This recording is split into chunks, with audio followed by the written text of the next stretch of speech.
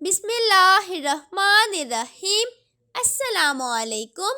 New کنز اردو برائے جماعت prep 5 سال کے بچوں کے لیے، صفحہ نمبر 55۔ پیارے بچوں،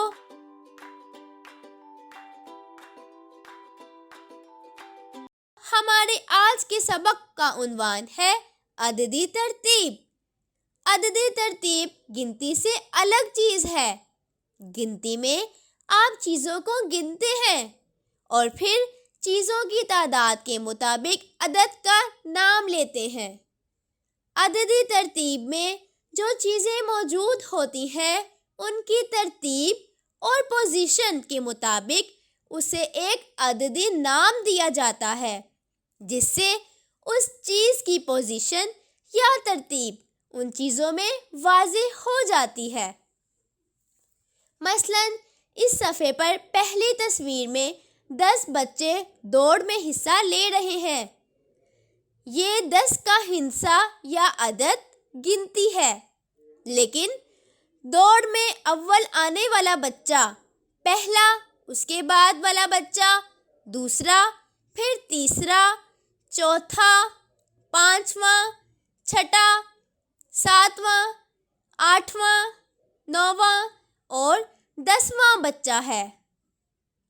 یہ پہلا، دوسرا، تیسرا، چوتھا، پانچواں، چھٹا، ساتواں، آٹھواں، نواں اور 10واں کے الفاظ عددی ترتیب کے الفاظ ہیں۔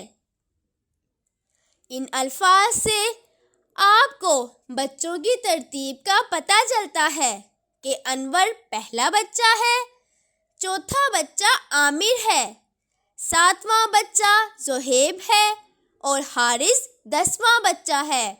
یعنی دوڑ میں ان کا نمبر، ترتیب یا پوزیشن کیا ہے۔ یہ الفاظ 1، 2، 3، 4، 5، 6، 7، 8، 9 اور 10 سے مختلف ہیں۔ اسی طرح دوسری تصویر میں گاڑیوں کی ریس جاری ہے۔ سرخ رنگ کی موٹر کار پہلی پوزیشن پر ہے، نیلی موٹر کار ترتیب میں دوسری ہے۔ اسی طرح باقی گاڑیوں کو ہم تیسری، چوتھی، پانچویں، چھٹی، ساتویں، آٹھویں، نویں اور 10ویں گاڑی کہتے ہیں۔ محترم اساتذہ کرام، بچوں کو سمجھائیں کہ عددی ترتیب درجہ بندی کے اعداد ہیں۔ یہ ترتیبی اعداد مذکر اور مؤنث دونوں کے لیے الگ الگ استعمال ہوتے ہیں۔